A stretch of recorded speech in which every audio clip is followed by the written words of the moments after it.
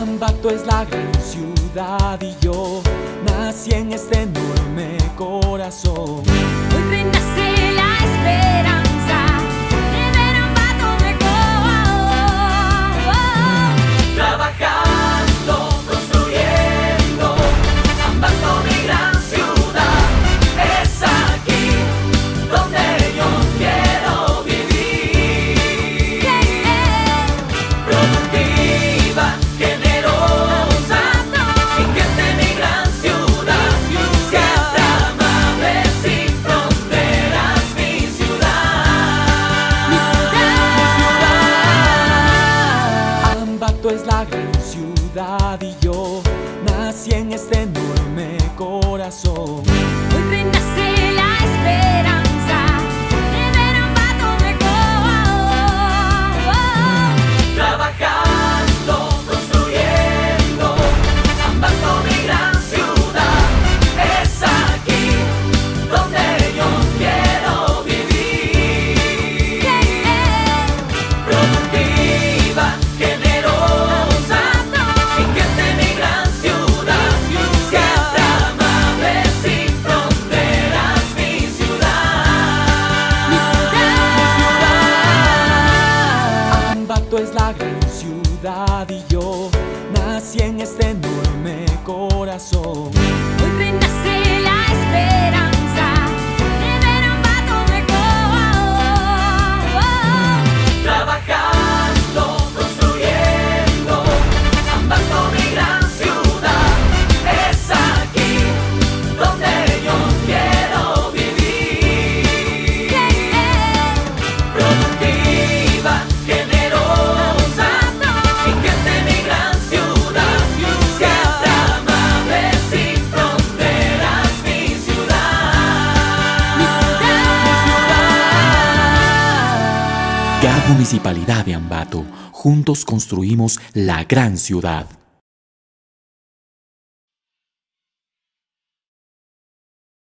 Un gusto saludarlos, amigos. Bienvenidos.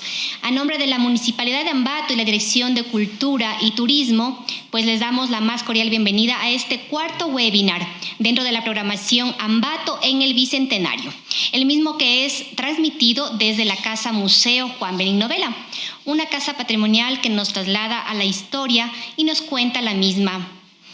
Bueno, ahora tenemos la oportunidad de compartir con todos ustedes un importante tema.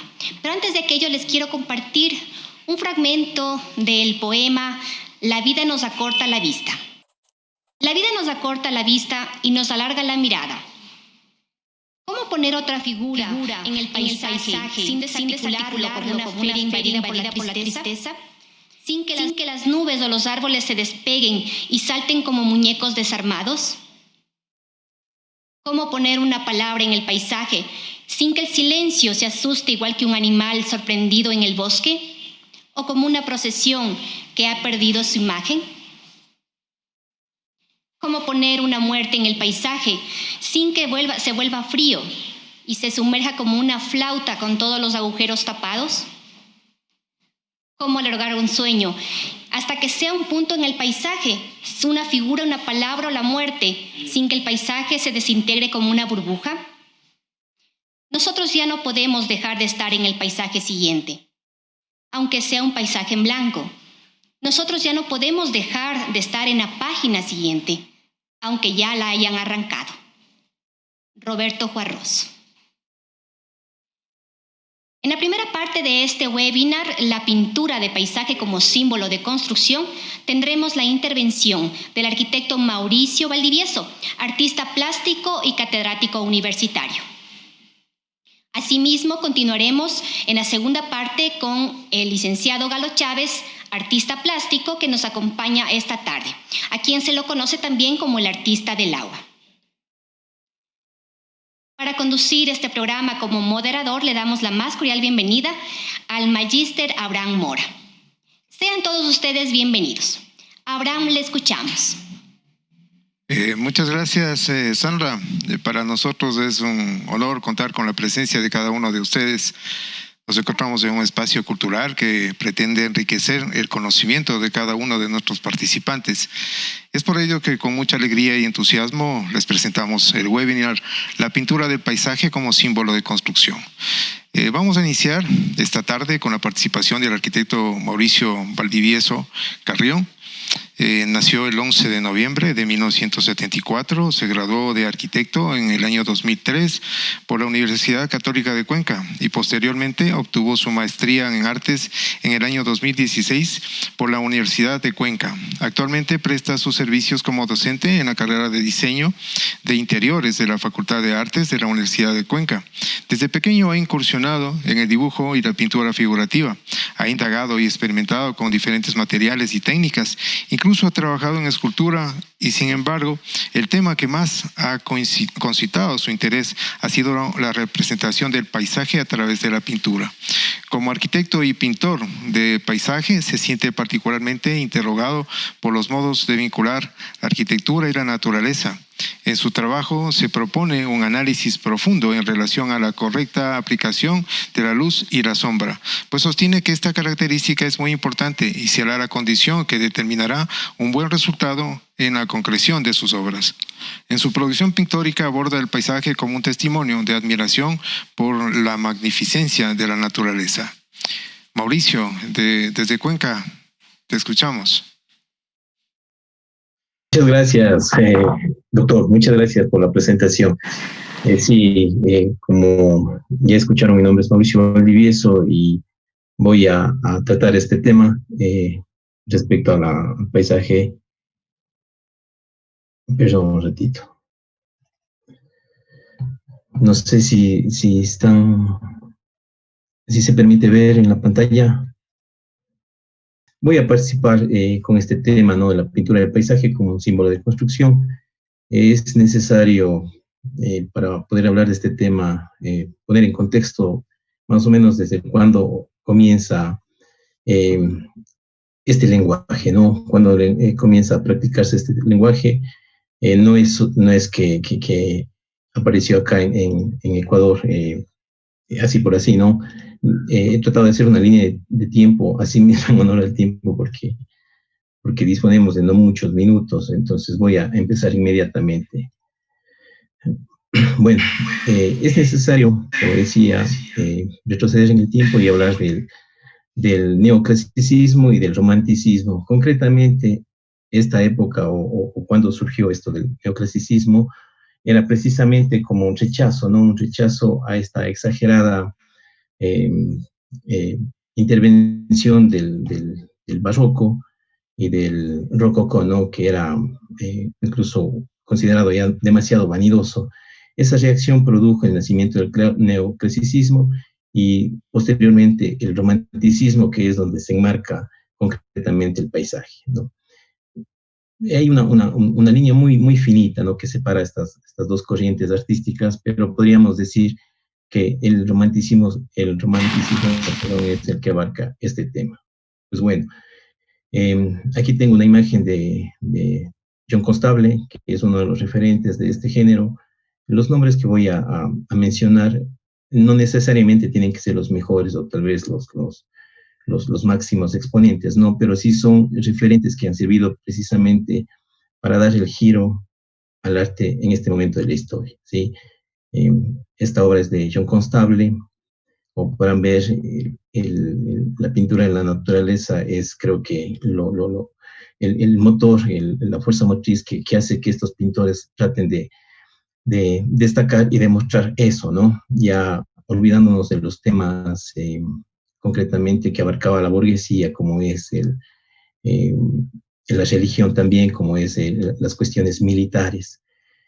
John Constable, por mencionar otro, Turner, y además, bueno, como decía, son un montón de artistas, incluso el romanticismo alemán, que tiene su mayor referente, como es Caspar David Friedrich. Bueno, la corriente del paisajismo se trasladó a América precisamente en el año de 1825. Sí, llegó a Norteamérica En Norteamérica llegó a través de Thomas Cole. Él llegó a Estados Unidos, él es británico, él llegó a Estados Unidos en el año 1819. Él eh, llegó a Pensilvania concretamente, luego de un par de años se trasladó a Nueva York y ahí fundó la escuela del río Hudson, una escuela muy importante, muy famosa, muy conocida en ese entonces por los artistas y por la gente que trataba de retratar el oeste americano, ¿no? Por eso es que vemos en esta etapa del arte norteamericano magníficas representaciones del paisaje. ¿Por qué lo hicieron esto? ¿O por qué se dio este momento en el arte? Porque precisamente en Europa, en esa época del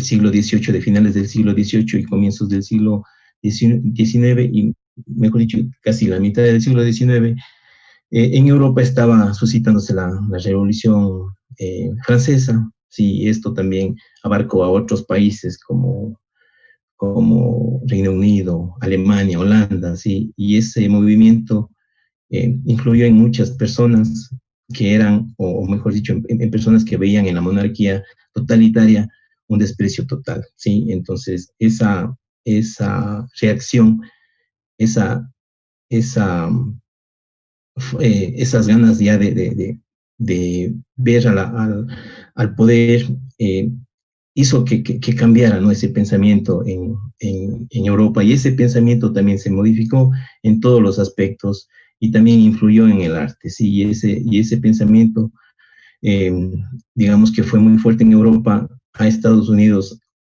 llegó, o mejor dicho, a América llegó, no tanto con ese problema de Europa, pero sí con el problema de acá, que era los conquistadores y los colonizadores. En ese momento, en América empezaba a respirarse los aires de libertad.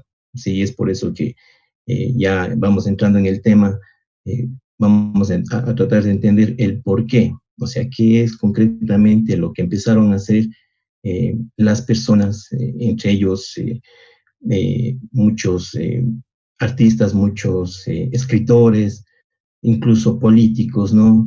Que veían ya la necesidad de ser libres, ¿no? De despojarnos de las cadenas de los españoles. Entonces ya empezó ese movimiento acá y se podría decir que empezaron a cosecharse a sembrarse, perdón, las primeras semillas de ese nuevo aire.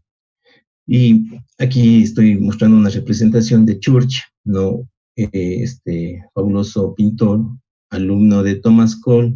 Como decía, Thomas Cole es el fundador de esta escuela en Estados Unidos, y Church vino acá motivado precisamente por la visita de Alexander von Humboldt, aproximadamente en 1800, a inicios de 1800, y vio en el análisis que él hizo, ¿no? De la naturaleza, del territorio, más que nada andino, ¿no?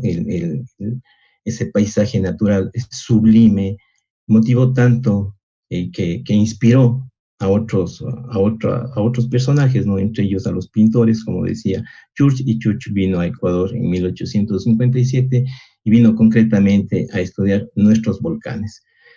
Bueno, a retratar nuestros volcanes. Como vemos, este es el Cotopaxi. Voy a mostrar algunas imágenes en relación a este coloso, porque me interesa hacer una especie de cronología y de analogía también. En Ecuador, asimismo, como referente del arte, ¿no? Tal vez es uno de los pioneros en el paisaje ecuatoriano, Rafael Salas, considerado, como decía, uno de los pioneros, ¿no? De este género. Él influyó bastante, o también recibió bastante la influencia de Church, ¿sí? E incluso él tiene reproducciones de la obra de Church que envió a unos Argentina, ¿no? Unos eventos de arte precisamente en esa época. Haciendo referencia a la época, ¿no? Como todo esto estaba comenzando, o sea, el país, la nación, estaba viendo el rumbo de la nueva nación. el Ecuador quería o empezó a formarse, como sabemos, en las primeras décadas del siglo XIX. En este momento Ecuador empezaba a ver de otra manera la vida, ¿no? Sí, ya. Luego llegamos a Luisa Martínez. Sí, Luisa Martínez es también uno de los, se podría considerar de los maestros de la plástica nacional. Eh, Así también él influenciado, vuelta a él influenciado por Rafael Salas, pues fue alumno de Salas, ¿no? Es por eso que también está él aquí considerado también, desde mi punto de vista, como uno de los mejores referentes de la pintura, aparte de que él también escribía y se dedicaba a otras actividades, ¿no? En un libro de Fernando Jurado, él decía que una especialista se refería a Luisa Martínez como uno de los máximos representantes, es decir, un artista completo. Y pienso que es así, sí. En la obra de Martínez también, yo creo que ha inspirado a un montón de artistas que hemos venido en etapas posteriores, sí, y pensar y decir que hasta el día de hoy tenemos obligatoriamente que mencionar a estos nombres, a estas personas, porque han transformado el arte, ¿no? Han transformado la forma de concebir al arte, sobre todo al paisaje. En esta etapa, ya el paisaje o en este momento de romanticismo, ya el paisaje incluso llega a tener otra connotación, pues en el pasado el paisaje no era considerado como, como un lenguaje que debería ser reconocido, ¿no? El paisaje ha tenido que bregar y bastante para llegar a estas instancias, y gracias a ello se podría decir que nosotros conocemos o le entendemos al paisaje como un género pictórico de los primeros. No puedo dejar de mencionar a Juan León Mera. Sí, yo creo que Juan León Mera es un personaje muy, pero muy importante, no solo en la historia, ¿no? Sino en el cambio que se produjo en nuestra nación. Como sabemos, él no es que era solo novelista o ensayista, ¿no? También fue político y más que eso, también fue pintor. No se hace mucha referencia a él en cuanto a la pintura, pero sí a la literatura, ¿no? Como sabemos, él fue la génesis de la novela ecuatoriana, ¿no? Él escribió Comandá, y además de eso, en ese momento de efervescencia, fue el creador del himno, ¿no? Creo que el himno abarca todo el sentimiento, todo el sentir de una nación que quería precisamente respirar los aires de libertad, ¿sí? Entonces yo creo que un gran ser humano, un genio de las letras, no podía pasarse de alto en esta charla como es Juan León Mera, ¿sí? Otro ambateño y de los buenos y de los grandes, de los genios. Posterior a esto, y tal vez como yo creo que son los tres máximos referentes del paisajismo ecuatoriano, me refiero a Rafael Troya. Aquí tengo un cuadro, una imagen que tal vez no hace justicia al cuadro, ¿no? Porque no tengo la suerte de conocerlo personalmente y tampoco tengo una imagen muy cercana de esta obra, pero ya nos acerca a cómo pintaba este otro genio de la plástica nacional. Sí, aquí representando al Chimborazo, al Cotopaxi, al mismo coloso que hacía referencia. Sí, yo quería tener, busqué, investigué a ver si es que podía encontrar una pintura de Luisa Martínez respecto al Cotopaxi. No me fue fácil, no lo encontré. También en los textos no hablan mucho de eso. No sé si es que haya una obra de él. Me imagino que sí, porque él ascendió varias veces a distintos volcanes. Esto para un poco hacer referencia al paisaje y a cómo empezó a construirse nuestra nación, ¿no? La importancia, como decía, de estos pintores que vieron que también necesitábamos mostrar cómo era nuestro territorio. Y ya no el territorio desde la óptica española, sino el territorio nacional desde la óptica propia, incluso desde una óptica individualista, que no está mal visto, ¿no? Porque cada quien pintaba a su manera y con su sensibilidad. La sensibilidad, como sabemos, es muy independiente y los artistas de esa época empezaron a hacerlo de esa manera, despojándonos de ese pasado de colonia, ¿sí? Entonces, yo creo que es muy importante y desde aquí podemos incluso ver cómo era el país en esa época, ¿no? Una naturaleza, un territorio majestuoso, maravilloso.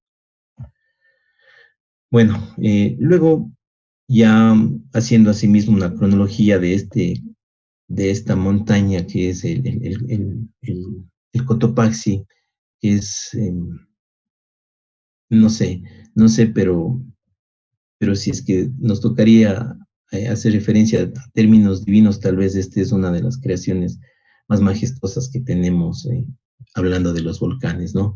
El Cotopaxi. Yo tengo un proyecto, quisiera en días posteriores dedicarme a pintar el resto de volcanes. Es una aspiración, es un anhelo y espero hacerlo, ¿no? Esto escribí para más o menos hacer una referencia y poner en contexto y poder hacer, digamos, la transición de lo que yo tengo como referentes hacia mi obra, ¿no? Dice, para hablar del paisaje ecuatoriano es necesario develar el pasado y mirar que hace 2 siglos el nacionalismo y el patriotismo convirtieron en excelsa cultura a la fascinante cordillera andina y su entorno. Sin duda, su influencia forjó el pensamiento y el imaginario de muchos artistas. En este contexto emergieron virtuosos pintores y grandes literatos que expresaron su amor por el país a través de sublimes composiciones de la naturaleza y maravillosas narrativas. Es en este periodo cuando se comienza a erigir la pintura del paisaje ecuatoriano. En esta edificación han participado varios pintores y, para ser justos, necesitaríamos varios tomos para referirnos a todos. No obstante, es inevitable dejar de nombrar a los que se consideran los más importantes referentes de este género pictórico. Su importancia es muy notoria, su impronta es muy notoria y muy valiosa. Me refiero a Rafael Salas, Rafael Troya y Luisa Martínez. Me atrevo a decir con certeza que son los más grandes paisajistas ecuatorianos. El amor por el territorio nacional y el amor por el arte está implícito en cada obra que estos genios nos han permitido contemplar. La práctica integridad de mi producción pictórica está dirigida a la dilucidación de las lecciones de la pintura del paisaje de la escuela romántica. Mi trabajo estriba en una mirada nostálgica al paisaje ecuatoriano, en especial al entorno suyo, que esgrime lateralmente en 2 situaciones. La primera se refiere a la fascinación por el territorio nacional y la segunda es una preocupación por la calamitosa situación ambiental del Ecuador en particular y la del mundo en general.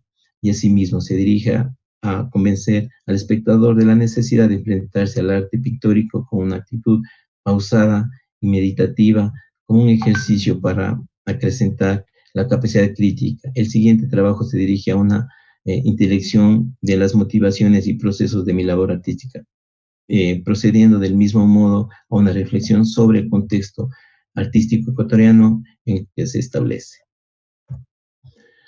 Ahora les voy a mostrar algo de mi trabajo, ¿no? Es porque el paisaje me ha motivado, porque el paisaje está en mí, porque yo quiero también retratar la naturaleza. Es precisamente, yo creo que ese afán o mejor dicho, el hecho de que uno encuentre en el territorio, en el contexto natural, grandes cosas, ¿no? Uno se siente, yo creo que incluso hasta impotente de ver tanta belleza.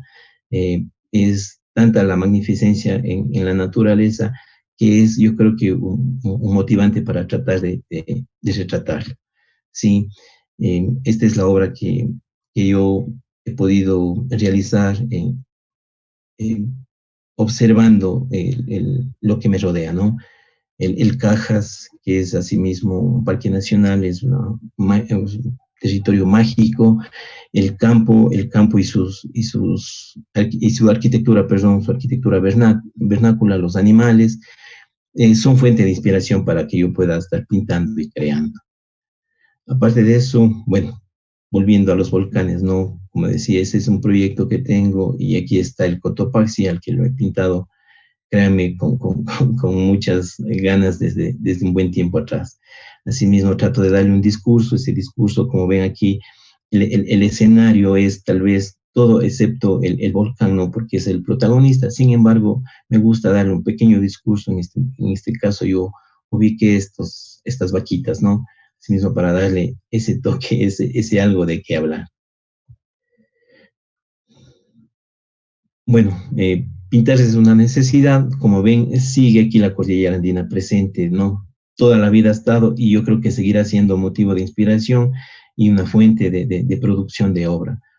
Este cuadro es reciente, sin embargo, asimismo he tenido el tiempo durante esta pandemia para poderlo plasmar. Sí, es un paisaje que se encuentra ubicado más o menos entre la zona de, de Machala o mejor dicho, entre la provincia del Oro y la provincia de La Suay. Y el camino sigue, sigo aquí asimismo pintando el paisaje. Este es un paisaje muy local, muy azuayo, y asimismo traté de darle un discurso, ¿no? Con los animalitos, con los perritos. Este cuadro se denomina Jauría, y bueno, en otro momento espero, ¿no? Que si el tiempo lo permite, pues podré mostrarlo de manera más detenida en honor al tiempo.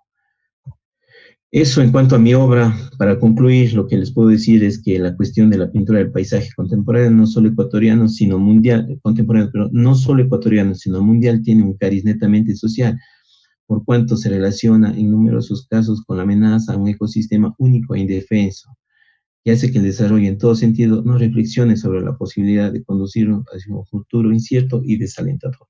Muchas gracias por la atención y gracias por la invitación. Gracias, Ítalo, gracias, Carmita, por permitirme expresarnos y mostrar algo de mi trabajo. Eso. Muchas gracias a ti, Mauricio. Bueno, a la luz de este magnífico recorrido histórico, me parece que es pertinente precisar que desde una perspectiva evolucionista se considera la cultura como un aditamiento nada más del ser humano, ¿no? Es decir, que cuando el ser humano se constituye en su proceso evolutivo, se viste de la cultura. Esta posición en un contexto de la ilustración plantea una posición dicotómica en realidad, que pone al hombre contra la naturaleza. Se pretende concebir a la naturaleza como un elemento puro y al hombre como el contaminante de la naturaleza. En este sentido va una inquietud que me queda, Mauricio. En realidad es eso, o sea, el ser paisajista, el paisaje se pretende pues mostrarlo como una naturaleza pura.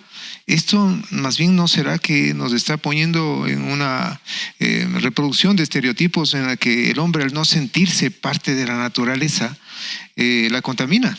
Y tienes razón, yo creo que esta dicotomía va a estar presente por el resto, o sea, y yo creo que seguirá mientras el desarrollo esté implícito, ¿no? En la vida del ser humano. Pues el ser humano necesita un espacio donde habitar, necesita un espacio donde cultivar, un espacio donde poner la industria, ¿no?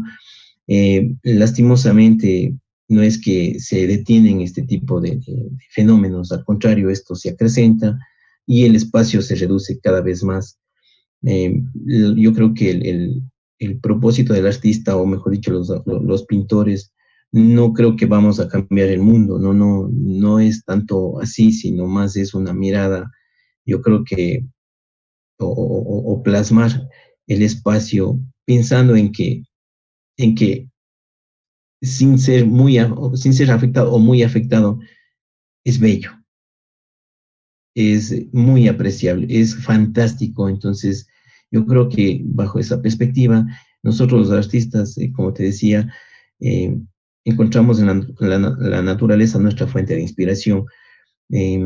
Sin embargo, o sea, no es que tampoco es el paisaje solo, no hay momentos en los que introducimos detalles, un poco, como te decía, de detalles de arquitectura vernácula, que también son un reflejo del pasado, ¿no? Cómo fue la ciudad ayer, cómo fue el campo ayer, pero ahora creo que lastimosamente es más difícil encontrarnos ese tipo de construcciones cada vez que estamos más cerca de la ciudad. ¿Por qué? Porque la gente ha emigrado, la gente ha abandonado estas construcciones y también quieren vivir en la ciudad.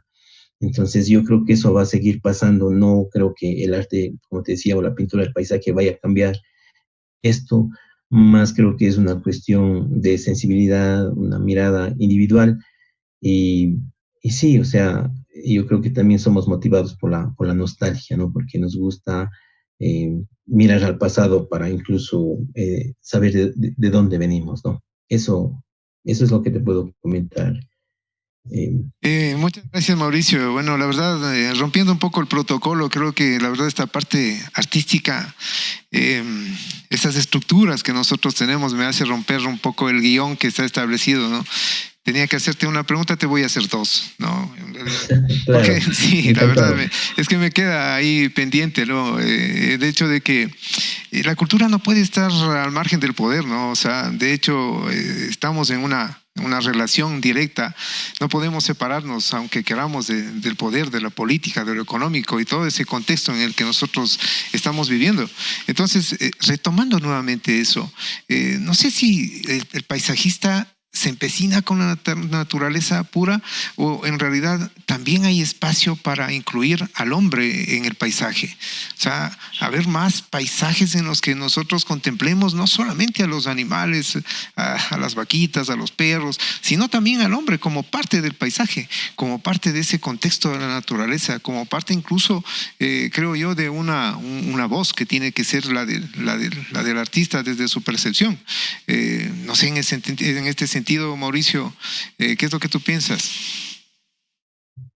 Eh, sí, o sea, sí se podría, ¿no? Y yo lo he hecho, ¿no? Yo he pintado personas, he pintado a personajes en los cuadros, pero de una manera muy sutil, de una manera que no llame mucho la atención. Sí, yo creo que sí puede estar el hombre, pero hay momentos o hay cuadros que si tú le pones este personaje, le pones al humano, como que cambia completamente. Entonces yo creo que hay cuadros que sí soportarían la presencia del hombre y otros cuadros que no. Yo creo que va a depender mucho también del tema, ¿no? De qué es lo que tú quieres transmitir. Por ejemplo, en el cuadro del Cajas que les mostré, no hay nada, o sea, no hay ni animales ni hombres, es solo la naturaleza. Yo creo que esa comunión entre el aire, la montaña y el agua es única, ¿no? Entonces, contemplar eso yo creo que es suficiente. Y si yo le pongo a ese cuadro un elemento, por decirte, un humano o puede ser un animal, yo creo que cambiaría.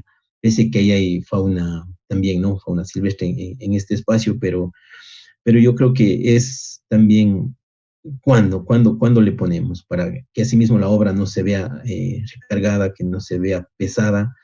Sin embargo, hay cuadros en los que yo creo que es necesario, por decirte, este cuadro que yo te mostré de donde estaban los borriguitos, donde estaba este penco, esta casa ya está venida al piso, ya está caída, el techo ya está caído. Entonces, yo lo que traté de hacer es cómo se vería la casa de pie. Si las ventanas, ahí ya no hay ventanas, están solo los vanos están vacíos, la puerta está con tablas, es decir, está la casa abandonada. Entonces yo creo que también yo creo que el objetivo del artista, cambiar un poco ese asunto de verle o de pintar solo lo que vemos. Yo creo que deberíamos ir un poco más allá, también de darle algo de valor, algo tal vez, como te decía, jugando con la nostalgia de lo que ya no vemos. Y si vos le preguntas a la juventud, a los muchachos de ahora, a los muchachos, claro, de ahora, es muy difícil que sepan que es una casa de adobe y eso. Entonces nos toca remontarnos al pasado y yo juego bastante con el pasado. Me encanta eso y traer a la memoria eh, esas escenas, cómo fue ese momento, por decirte, el humo saliendo de la casa, es porque tal vez estaban haciendo un café o estaban cocinando algo. Entonces, siempre esos detalles en mí o han sido fuente de inspiración y yo he tratado de transmitir. Y cuando la gente ve el cuadro o la gente ve mi trabajo, como que se sintoniza y siente un momento agradable. Es de ese instante. Yo, con tal de llegar, así sea segundos, a las personas con esa sensación, yo creo que estoy cumpliendo con mi parte. Eso es lo que te puedo comentar. Sí, Bueno, Sanrita, creo que tenemos alguna pregunta de parte del público.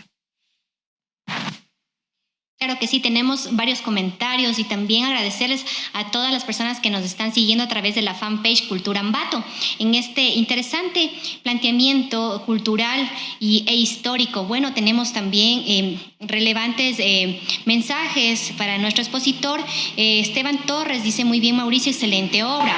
Así también Susana Pesante: simplemente paisajes únicos, advierte. Julio Cobos: maravillosas obras de paisaje rural y de montaña. Felicita al arquitecto Valdivieso. También está con nosotros Cristian Leandro, dice: gran maestro del pincel y sus bondades, Mauricio Valdivieso, un gran referente de los jóvenes artistas. Bueno, agradecerles nuevamente por estar junto a nosotros tarde a tarde. Los webinars que se desarrollan en este conversatorio, en esta programación Ambato en el Bicentenario. Y también tenemos una inquietud que nos hacen llegar también. Pablo Vera nos dice: ¿cree usted, arquitecto, que hubo una influencia entre la ciencia y el arte para el desarrollo del paisajismo en el Ecuador? Sí, por supuesto, sí. Claro, en la llegada de von Humboldt acá a América, precisamente motivado por ese paisaje exótico, por esa belleza única, motivó en él precisamente el acercamiento de la ciencia y del conocimiento a investigar esta zona, ¿sí? Y descubrió cosas que no había en Europa, ¿no? Incluso él comentaba, no sabría decirlo en las palabras exactas, pero él lo único que decía que es que cada vez que venía acá se regresaba maravillado de América, precisamente de la cordillera andina. Entonces, la ciencia ha abarcado la naturaleza, y si vemos la naturaleza es inmensa, es casi todo el planeta, ¿no?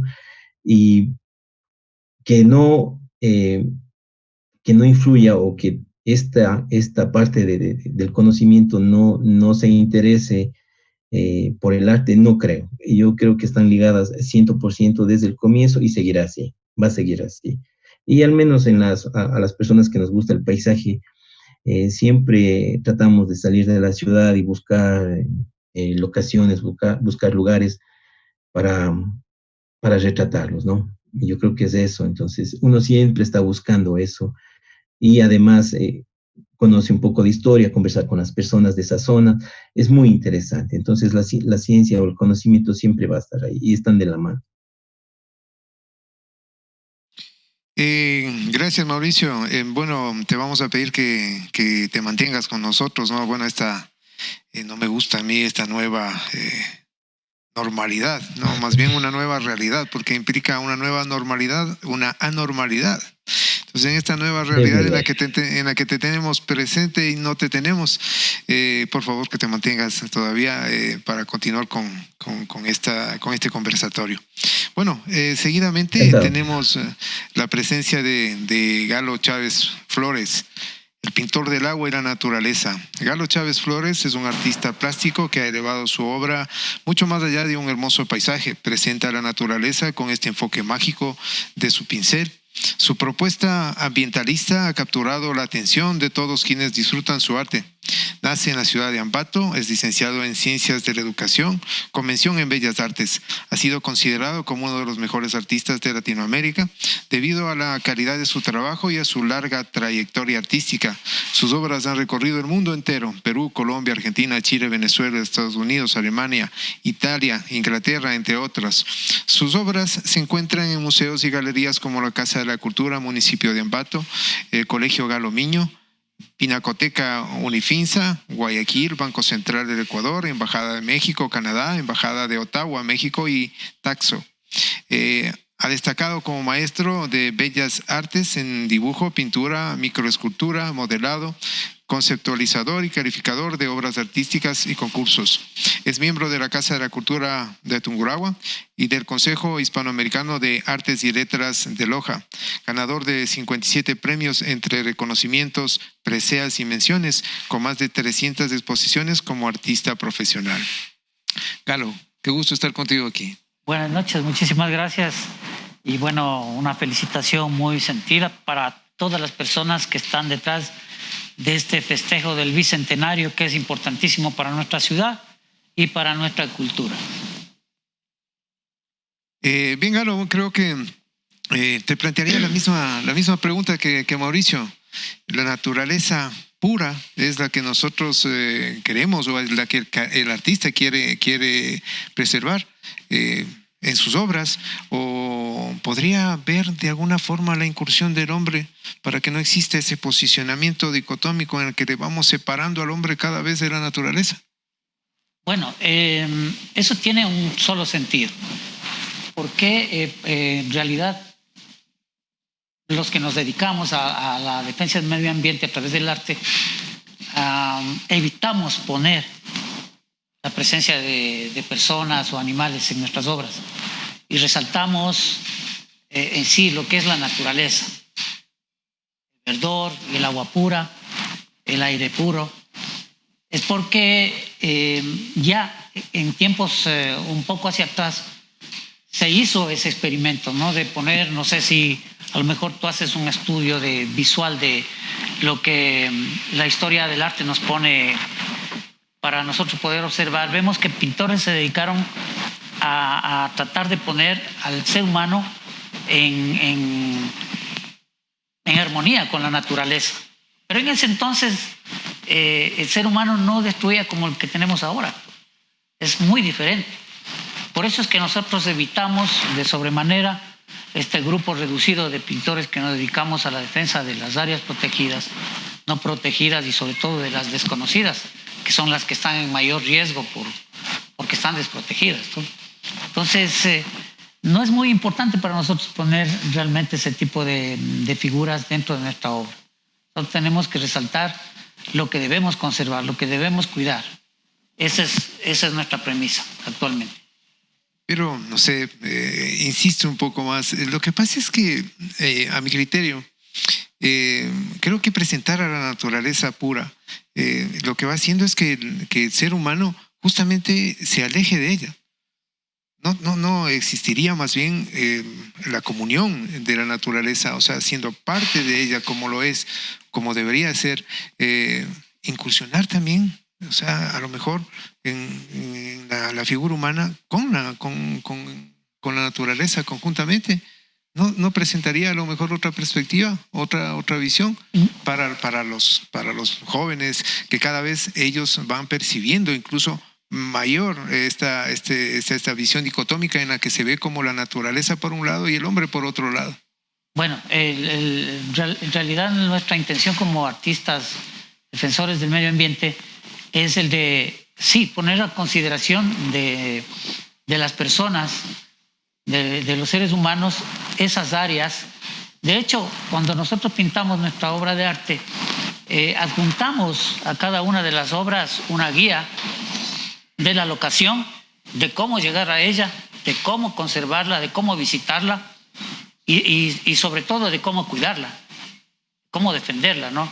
Es decir, ese trabajo que nosotros hacemos es con la finalidad también un poco orientarles a las personas para que puedan ir a esos lugares y se mantengan como están, sin que la visita de ellos cause estragos negativos en esos medios. Es una invitación más bien. Así entonces, es una invitación. Es una invitación para que nosotros conozcan, sí, para que conozcan estas áreas. Mi siguiente inquietud va un poco en el hecho de cómo ha sido considerado el artista a través del tiempo, ¿no? Nosotros vemos que en la época griega, por ejemplo, pues las artes estaban destinadas solamente a un grupo de seres humanos, ¿sí? Hay que tomar en cuenta que cuando Aristóteles habla de la sociabilidad y que el hombre es un ser social, nos dice que si el hombre no es un ser social, o es una bestia o es Dios, pero está haciendo referencia justamente a los esclavos. Entonces, una tercera parte de los hombres eran libres y una pequeña parte de ellos eran intelectuales. Entonces, esta pequeña parte que tenía acceso a este desarrollo de virtudes, ¿sí? Eran algunos de ellos artistas, ¿no? Pero había muchos otros que creo a lo mejor pintaban con cisco, pintaban y hacían dibujos pues con materiales que no eran reconocidos, ¿sí? Y este posicionamiento elitista pasa a la Edad Media, en la que se va dividiendo las artes liberales con las artes serviles, y tenemos a este grupo humano que les corresponde las artes liberales, ¿no? Otra vez un grupo elitista que está ahí. En la Edad Media, al final, el Renacimiento pues plantea este hecho de que el artista tenía que tener una técnica exquisita para ser reconocido como artista. Luego en la modernidad ya no solamente es esta técnica exquisita, sino que tenía que ser refrendado. Sí, tenía que ser refrendado por un título académico. Entonces no podías decir yo soy artista, sino que tenías que presentar algo que refrende que vos eres artista. En la actualidad vemos que incluso yo podría decir que este título de artista casi se ha prostituido. Ahora nos dicen que el artista es artista para hacer un pastel, que es artista para manejar, que es artista para cortar el césped. ¿Qué es en la actualidad un artista, Galo? Bueno, me voy a referir exclusivamente a nosotros los artistas que pintamos. A inicios del siglo XIX mismo, ya cuando se dio casi por terminar, cerrado el capítulo de la época bella del arte, y empezaron a aparecer los modernistas, los posmodernistas, los fauvistas, los istas, y todo un grupo de personas que tenían como premisa el de digamos, echar al traste con toda la escuela que se impuso para llegar a lo que tú decías. Tenía que prepararse, tenía que ser muy hábil y todo eso, ¿no? Y aparecieron todo este tipo de personas que se manifestaron sin que nadie se oponga a sus prácticas, y más bien rompiendo ese molde que estuvo establecido, lograron ubicarse dentro de lo que es la historia del arte, ¿no? Ahí tenemos a los impresionistas, tenemos a Monet, luego apareció Picasso con el cubismo, y luego apareció Dalí con el surrealismo, y son parte ahora de la historia del arte, y es porque así ha sido, ¿no?, la historia. Y ahora, como iba avanzando el tiempo, cada vez las artes mismas se han ido un poco liberando, dando paso un poco más al concepto, pero de todas maneras a las manifestaciones del ser humano, que tiene todo su derecho a manifestarse como guste. Pero sí habemos personas que creemos que mantenernos en la línea que manejamos es para nosotros realmente muy especial, muy especial. Yo sí puedo decir que soy un artista. Yo sí puedo decir que soy un artista. Desde muy pequeño me cultivé y fui construyendo mi camino a base de experiencias propias, a base de encerrarme en mi espacio, a base de fracasar, de experimentar, de sentirme glorioso. Muchas veces creer que soy una persona que he llegado al punto máximo. Y entonces, en el caso de la búsqueda del paisaje, por ejemplo, ya no como un género mismo, sino como una manifestación un poco más sensorial. Es decir, cómo sentirle al paisaje no solamente desde el punto de vista visual, sino cómo sentirle cuando es agredido, cuando es explotado, cuando es contaminado, y llorarle realmente al paisaje y manifestarnos nosotros los pintores en la actualidad que hacemos paisaje tratando de poner al paisaje solo, porque eso es lo que queremos, ¿no? Sin embargo, nosotros hacemos camino para que la gente conozca, descubra qué es lo que tiene y lo respete. En tu intervención, Galo, me queda un poco ahí dando vueltas de este hecho de que tú desde niño te fuiste formando, ¿no?, como artista. Entonces, ¿el artista nace o se hace? Y yendo en este espacio de la modernidad, ¿tú te considerabas artista antes de conseguir el título de Bellas Artes o fuiste artista después, un poco entrando en este plan de la modernidad? Yo creo que hay un espacio que se llama ser autodidacta.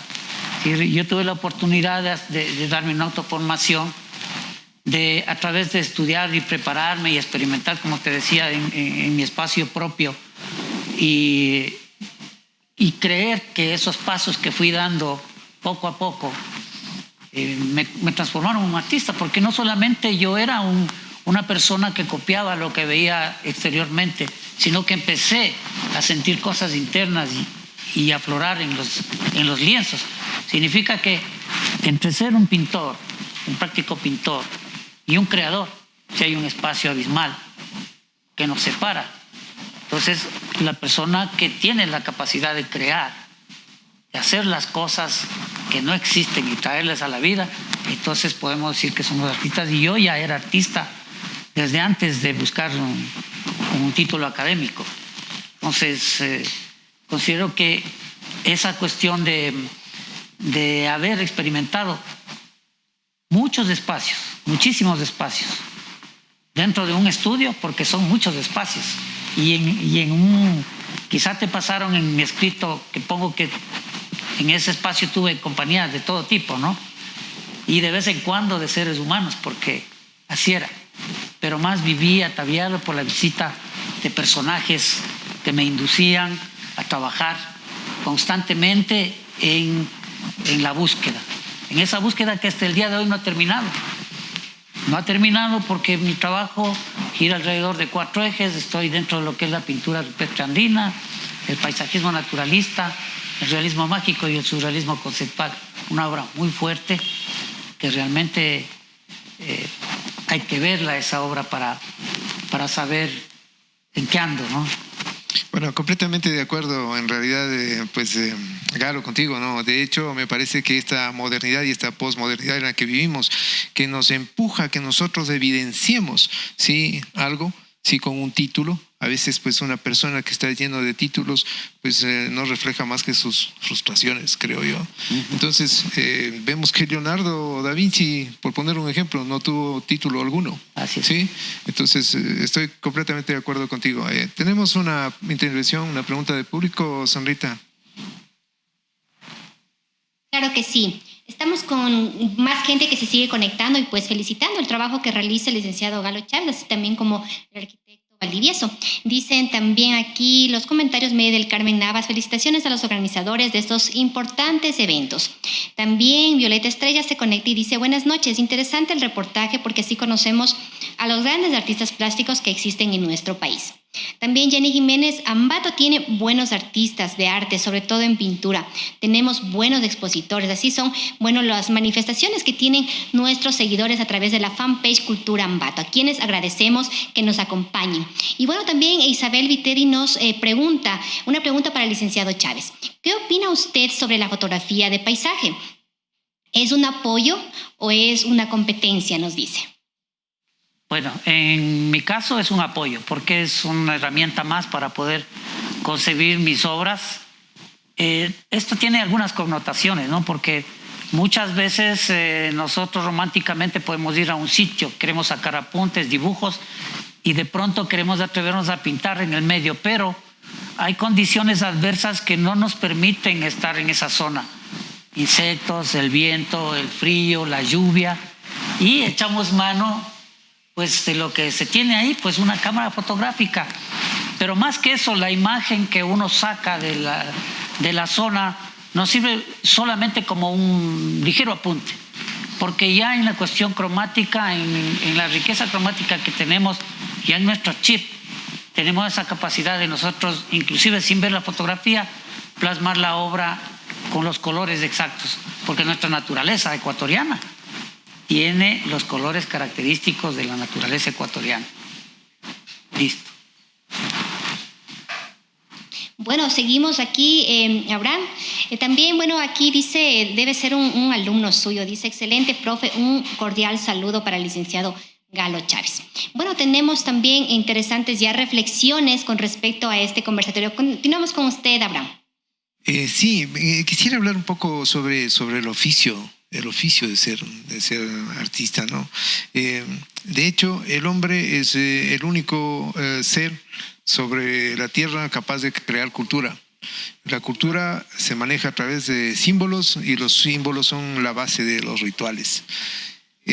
¿Tú tienes algún ritual en el momento de pintar? O sea, no exactamente establecido, ¿no? Pero, ¿qué haces?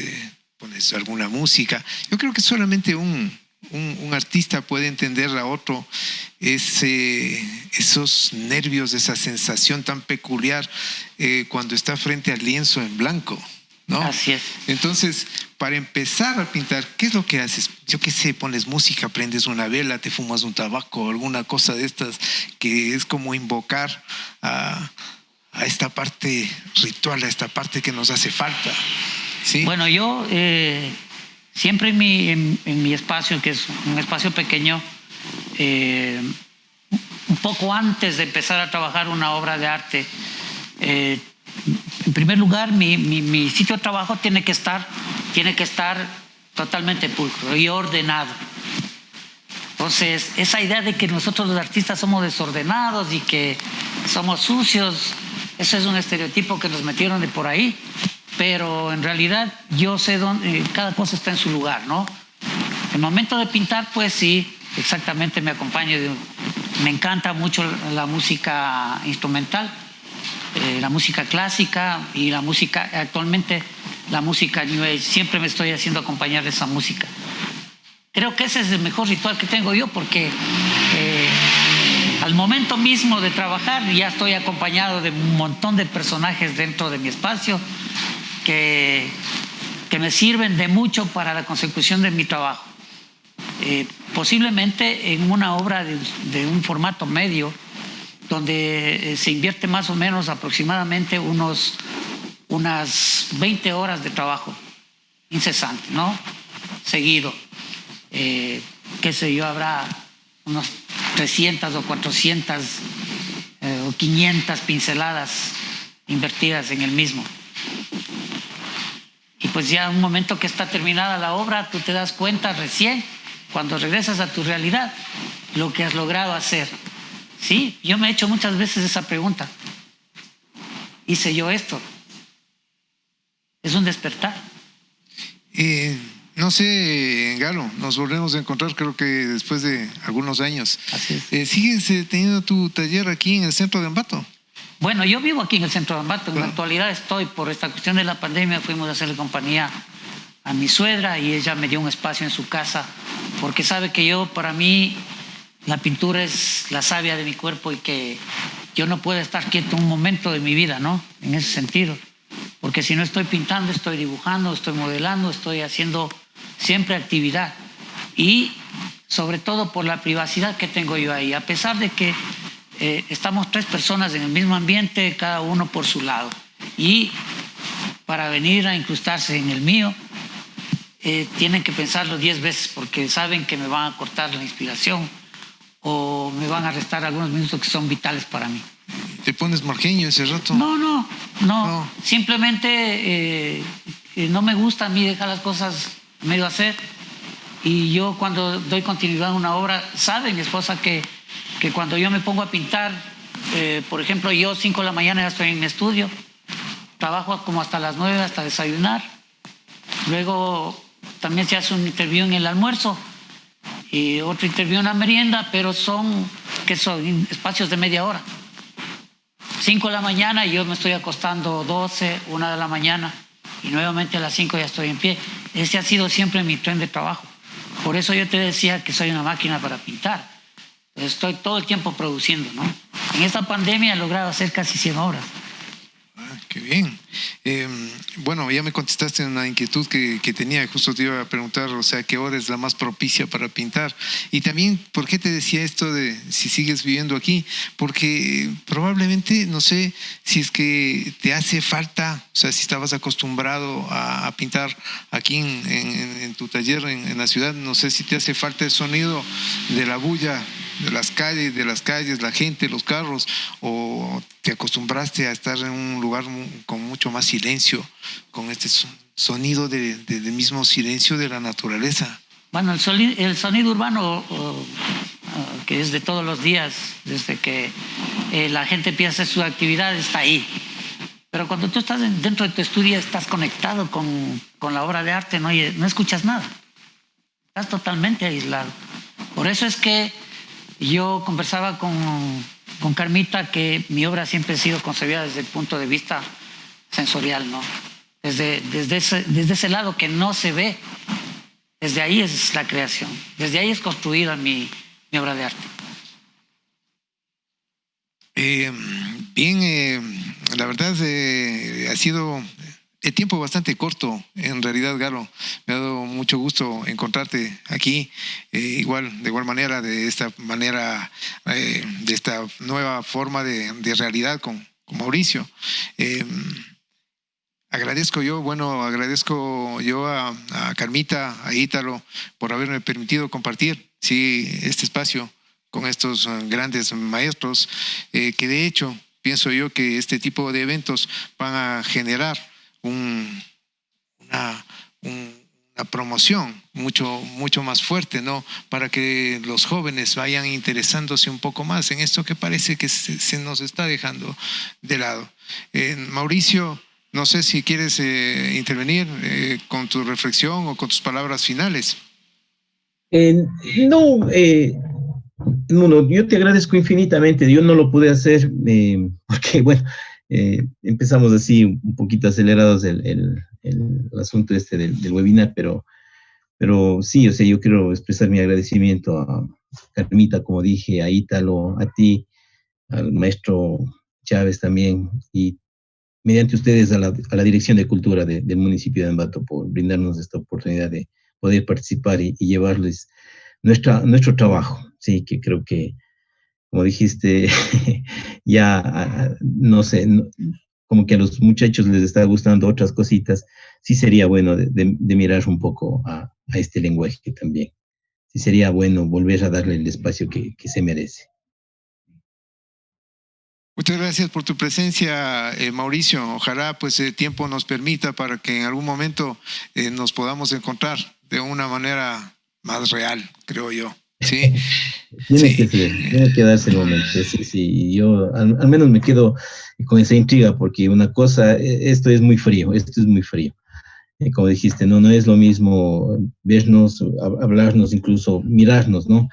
No es lo mismo. Y ya habrá, Dios mediante, la oportunidad, esto pasará, y yo creo que serán nuevos tiempos para todos. Gracias, Mauricio. Galo, tus palabras finales. Bueno, también debo agradecer a Carmita, a Ítalo y a todos los que están en el staff organizativo, a los que han participado en la parte logística. Muy amable, muy agradecido con ustedes. Y a ti, Abraham, muchísimas gracias, qué gusto volver a verte. Sabes que ojalá, como dice Mauricio, algún momento tengamos la oportunidad de poder vernos en vivo y en directo para poder conversar, charlar, tomarnos un buen café y seguir construyendo esto desde nuestra trinchera. Gracias, Mauricio. Gracias, Galo. Sí, y a todas las personas que hicieron posible, ¿no?, esta reunión, este webinar. Muchas gracias.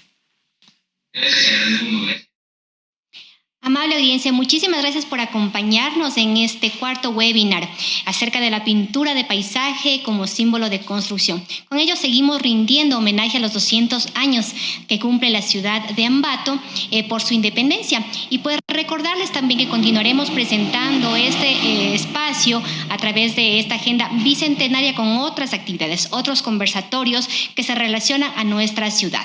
Como escenario histórico, hablaremos en nuestro próximo programa sobre la arquitectura como un testigo de cambios, con la participación de destacados artistas e investigadores. Todo esto a través de los webinars en línea que los transmitimos en su espacio cultural, Ambato, Cultura Ambato. Así que no se pueden perder todos los martes y jueves. Estamos aquí en este encuentro interesante con la historia. Además, les invitamos también a toda la familia a participar en la recopilación fotográfica La Memoria Colectiva desde la Luz. El objetivo del mismo es conocer a través de nuestras fotografías el Ambato del ayer, el Ambato, su gente, la ciudad, la cultura, sus costumbres y sus tradiciones. Qué importante que es recordarlo. Entonces, de esta manera, pues, seguimos conmemorando los 200 años, el bicentenario de Ambato. Nos veremos en una próxima oportunidad. Cuídense mucho. Hasta pronto. Ambato es la gran ciudad y yo Hola, mi nombre es Adrián Soria, soy fotógrafo de paisajes, conocido como Caminante de Montes. Formo parte del proyecto Ambato en el Bicentenario. La fotografía es una poderosa herramienta que nos ha permitido construir la historia de la ciudad del país, para lo cual el proyecto ha organizado la gran recopilación fotográfica Tus imágenes también construyen la historia. Tú puedes formar parte de esta gran recopilación compartiendo las fotografías de los álbumes familiares de tus papás y tus abuelos. Juntos podemos construir la nueva historia de Ambato. Si quieres saber más información sobre las bases de esta gran recopilación, te invitamos a revisar el link que acompaña esta publicación. Municipalidad de Ambato. Juntos construimos la gran ciudad.